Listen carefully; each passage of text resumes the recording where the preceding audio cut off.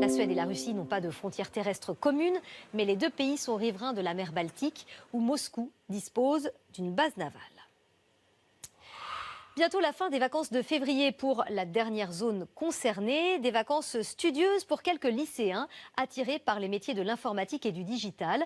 Ils ont pu tester gratuitement pendant 3 jours une école dans laquelle ils envisagent de s'inscrire. Une bonne manière d'être certain de choisir la bonne orientation. Olivier Schmoll et Jérémy Père. Romain, 17 ans, a décidé de passer une partie de ses vacances à l'école. C'est comme des sites préconçus, préconstruits, ok ? C'est 3 jours sur 2 semaines de vacances, donc c'est pas gênant, c'est pour l'avenir. Son avenir, justement, il l'envisage après le bac dans les métiers du web, mais sans savoir encore dans quelle branche ni dans quel cursus se lancer. Il a donc choisi de suivre le stage de cette école spécialisée dans les études digitales. Alors on va refaire la page de Google, ça va être marrant. Vous avez Photoshop d'ouvert ?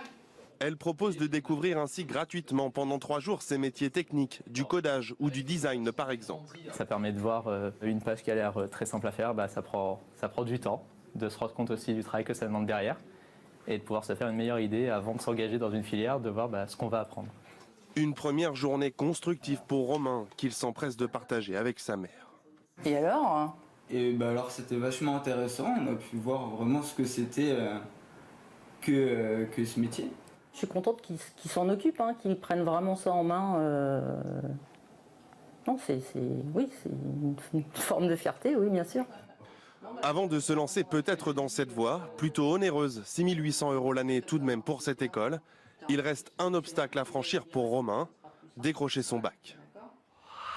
Dernière journée demain de retour de vacances donc, et pourtant c'est dans le sens des départs.